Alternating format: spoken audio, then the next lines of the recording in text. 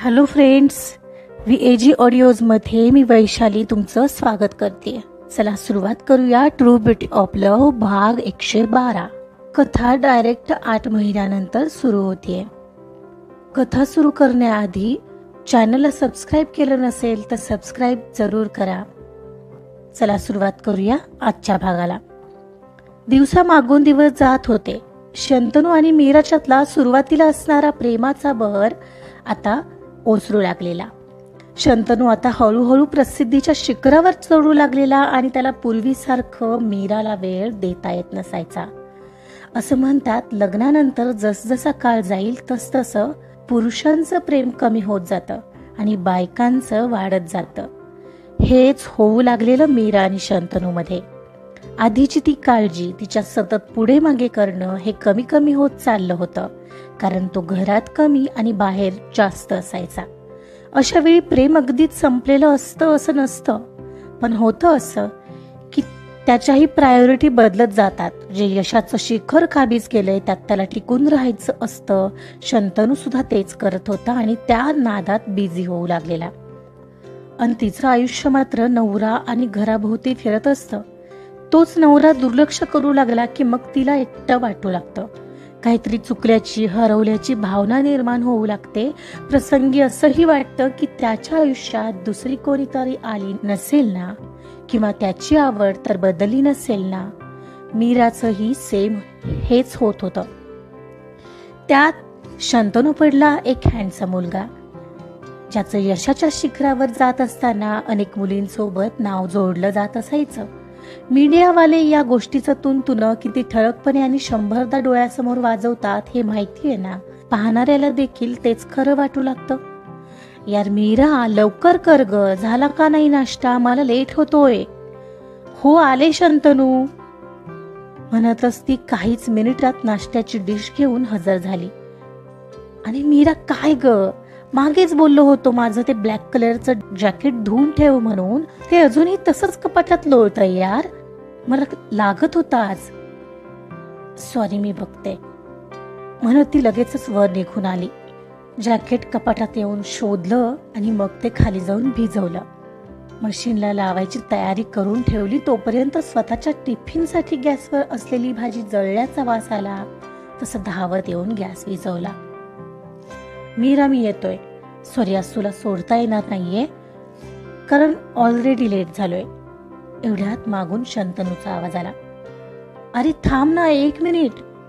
आता थांबू कशाला, काही काम आहे का? नाही, असं काम असं नाहीये, पण काय? लेट झालोय मी मीरा, चल निघतो मी, आज महत्वाची मीटिंग आहे अपकमिंग मूवीच्या सिंगिंगसाठी. चल बाय. आणि हो, संध्याकाळी तयार राहा, आपण आपलं नवीन घर पाहायला जातोय. तिच्या खांद्यावर टॅप करून तो डोअर मधून बाहेर पडत सांगून निघूनही गेला. तिला तो दिवस आठवून डोळ्यात पाणी सरळलं. जेव्हा त्यानं तिचा पिरियड आलेला तेव्हा त्यानं किती प्रेमाने सगळी अरेंजमेंट केलेली. आजही तिचा पिरियडचा पहिला दिवस होता. त्याने जाताना ऍटलिस्ट एकदा जवळ घेतलं असतं तर. तिच्या मनात तेच येऊन गेलेलं, पण तो प्रचंड घाईत होता. तिने तिचं मन कसं बसं वळवलं आणि कामात गुंतवलं आणि तिचा टिफिन घेऊन ऑफिसला आली. एवढ्यात मागच्याच आठवड्यात कुठल्याशा व्यक्तीने इंस्टाग्रामवर मीराचा तो जुना व्हिडिओ व्हायरल केलेला. ॲज अ ग्रेट सिंगर शंतनूची वाईफ म्हणून त्याची कोणीतरी तिला लिंक शेअर केलेली. आवाज मेघाचा नव्हता, पण तो एडिटेड व्हिडिओ होता. तर ही आहे वेल नोन सिंगर शंतनूची बायको, जिचं नाव आहे मीरा सुभाष. समजत नाही की त्यानं काय पाहून मीराशी लग्न केलंय. ही डिझर्व समथिंग बेटर, हो की नाही? तुम्हालाही असं वाटतंय ना? पण कदाचित त्यांच्या समोर पर्याय नसावा, कारण हे लग्न लहानपणापासून त्याच्या बाबांनी ठरवलेलं आणि सिंगर शंतनू त्याच्या बाबांना किती मानतो ही गोष्ट तर जगजाहीर आहे. ती बाई असं काहीतरी खोटं बोलत होती. तिनं तो व्हिडिओ पटकन बंद करून टाकला. पुढं काही ऐकलंच नाही, कारण ती सगळं खोटं आणि मनाला येईल ते बोलत होती. शंतनूला जेव्हा तिनं लास्ट टाइमच हे दाखवलेलं तेव्हा तो दुर्लक्ष कर असं म्हणालेला. पण मीराचे विचार काही थांबत नव्हते, कारण बऱ्याचदा मीराला त्याच्यासोबत कोणत्या पार्टीला जायचा संबंध आलाच तर तिला अतिशय दुय्यम वागणूक मिळायची. तिला तिथंही शंतनू सोबत असणाऱ्या सिंगर्स, हिरोईन्स इग्नोरवाली फिलिंग द्यायचे. ते जाणवण्या इतपत असायचं. मग मात्र तिला अशा पार्ट्यांना जाऊच वाटायचं नाही. त्यात शंतनू तिला नेहमीच साडी वगैरे मध्ये सोबत नेणं पसंत करायचा आणि तिथं गेल्यावर त्यावरून ही पाठीमागे होणारी कुजबूज नेमकीच तिला ऐकू यायची, ज्यानं तिला अतिशय लो फील व्हायचं. आताही त्या विषयाने तिचं डोकं भनभनू लागलेलं. तिला या प्रसिद्धीचा स्वीट येऊ लागलेला, कारण तिला हवं असलेलं सामान्य लाईफ जगताच येत नव्हतं. आणि जसजसे दिवस जातील तसतसं शंतनूही तिच्या वाटेला कमीच येऊ लागलेला. हाय मीरा, गुड मॉर्निंग. एवढ्यात श्रीहा आली. आता ती सुद्धा त्यांच्या ऑफिसमध्ये येत असायची. सिद्धाने तिचं 2 महिन्यापूर्वीच लग्न झालेलं. हो, गुड मॉर्निंग. काय ग, तब्येत ठीक नाही का? नाही, डेट्स आलेत. So sad. Take care. ती म्हणत होती तेवढ्यात सिद्धार्थ तिला हाक मारत असल्याचं लक्षात आलं. हो आले, बर मी बघते तो काय म्हणतोय, म्हणत ती निघून गेली आणि मीरा पुन्हा एकदा एकटी फील करू लागली. ठरल्याप्रमाणे सायंकाळी त्याची कार घेऊन शंतनू तिच्या ऑफिसमध्ये आला. मीरा घर पाहायला जायचंय हे विसरलेलीच. मीरा चल ना. अगं काय हे, तू आवरलं नाहीस? मी बोललो होतो ना आपल्याला जायचंय. ओ हा, एक 5 मिनिट दे, मी आलेच, म्हणत ती फ्रेश व्हायला गेली आणि तो तिची वाट पाहत तिच्याच केबिन मध्ये बसला. ती काहीच वेळात आवरून आली. तसे दोघंही खाली जायला निघाले. आज तिच्या चेहऱ्यावर उदासी होती, पण बहुतेक खुश असलेल्या शंतनूच्या लक्षातच आलं नव्हतं. तो त्याच्याच धुंदीत होता. खाली येऊन कारमध्ये दोघं बसले आणि कार त्याने घेतलेल्या घराच्या दिशेने घेतली. शंतनू खुश होता. अगदी गाणं गुणगुणत कार चालवत होता. मीरा मात्र शांतपणे काचेतून बाहेर पाहत होती. तिला कॉलेजमधले दिवस आठवत होते. किती टेन्शन फ्री आयुष्य होतं ते. भले त्या क्रीमच्या वापराने का होईना ते तिला हवं तसं जगता तरी आलेलं. आणि आता मात्र आयुष्यात चालू असलेल्या मुकलढाया तिला एकटीला लढाव्या लागत होत्या. तिचं मन आतमध्ये एकटंच लढत होतं. शंतनूला बोलली असती सकाळी पुन्हा कोणीतरी लिंक पाठवलीये तर त्याचा मूड आणखी गेला असता. तो तिला नेहमी असल्या गोष्टी दुर्लक्ष करायला सांगायचा. नको त्या गोष्टींचा विचारच करू नको हे तिला समजावत राहायचा आणि तिला नेमकं तेच जमत नव्हतं. ती एवढी शांत झालीये हे काही अंतरकारणे कापल्यावर शंतनूच्या लक्षात आलं. मीरा काय ग, एवढी शांत कायस? काही नाही. कुठे काय? अगं आपलं घर पाहायला जातोय आपण. तुला आनंद नाही झालाय? झालाय ना, मग मला दिसत नाहीये? काही नाही, थोडं थकले. फर्स्ट डे आहे ना आज डेटचा. ओ, मग बोलायचं ना. एक काम करू, जाता जाता बाहेरच जेवून जाऊ. ठीक आहे. तिनं त्यावर फक्त मानच हलवली. दोघंही काही वेळात त्यांच्या नवीन घरी पोहोचले. तो मोठा 3 मजली बंगलो होता. त्याभोवती गार्डन, कार पार्किंगसाठी जागा, स्विमिंग पूल आणि सर्वात वरची खास जिम सुद्धा करून घेतलेली त्याने. सगळंच कसं ऐसपैस होतं. सगळं काम पूर्ण झालेलं बंगलोचं आतलं फर्निचर, इंटेरियर सगळंच. दोघंही त्या लॅविश घरात आले. मीरासाठी तर हे स्वप्नवत लाईफ होतं. असं कधी तिने तर आयुष्यातही एक्सपेक्ट केलं नसेल. ये ना, तुला किचन दाखवतो. तो तिला ओढतच घेऊन आला. किचन मध्ये केलेलं स्टोरेज वगैरे सगळं तिला दाखवू लागला. किचन, बेडरूम्स आणि जिम सगळंच एका पाठोपाठ त्याने तिला दाखवलं आणि दोघंही बाहेर असलेल्या स्विमिंग पूल जवळ आले. ती स्विमिंग पूल जवळ येऊन उभी होती. तसं मध्येच येत त्याने तिला स्विमिंग पूल मध्ये ढकलल्यासारखं केलं.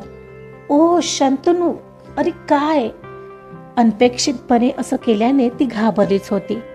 किती घाबरतेस मीरा? मीच आहे. तुला माहितीये ना मला स्विमिंग येत नाही शंतनू. अगं मग मी कशाला आहे? मी वाचवेन तुला. तो असं म्हणाल्यावर ती किंचित हसली, पण पुढे तिचंच हसू आपोआपच विरून गेलं. मग मीरा बोल, कधी यायचं इथं राहायला?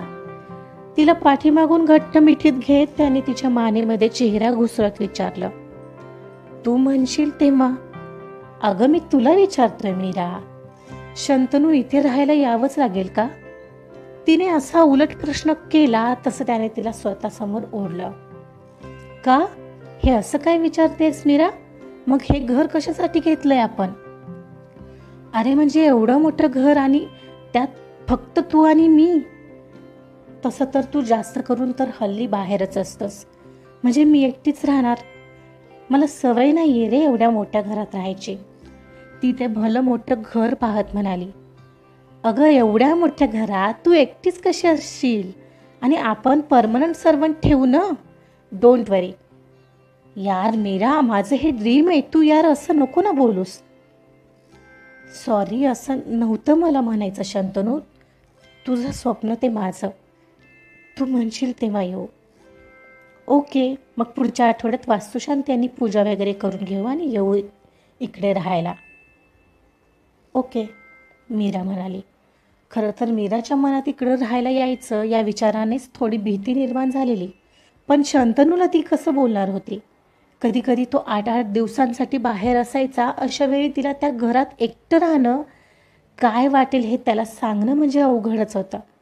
सध्याच्या छोट्या घरात तिला सवय झालेली, पण आता हे नवीन घर. तिच्या मनात भीतीच दाटत होती.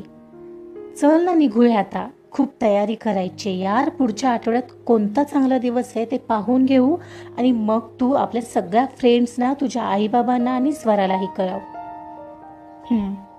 ती हसून म्हणाली आणि दोघंही कारपर्यंत आले. तो पुन्हा एकदा डोळे करून घर पाहत होता आणि ते पाहता पाहताच मीराला बिलगला.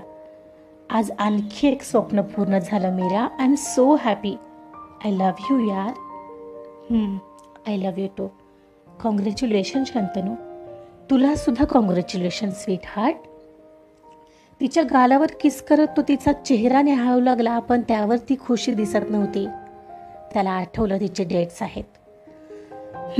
तू थकली आहेस ना, चल डिनर करू कुठेतरी आणि जाऊ घरी. तिला तिच्या चेहऱ्यावर प्रेमाने हात फिरवत तो म्हणाला. चल. तिच्या चेहऱ्यावर थोडं आता कुठे हास्य पसरलं. त्याचं हेच अटेन्शन तर तिला हवं असायचं. आजचं पार्ट इथंच संपलाय. मीराच्या आयुष्यात 8 महिन्यानंतर झालाय खूप मोठा बदल. बघूया आता या बदलामुळं त्यांचं आयुष्य, ते दोघं एकमेकांच्या आणखी जवळ येतात की दूर जात आहेत. तर ऐकत राहा कथा ट्रू ब्युटी ऑफ लव्ह. कथा आवडत असेल तर लाईक करा, सबस्क्राईब करा आणि शेअर सुद्धा करा. Thank you so much.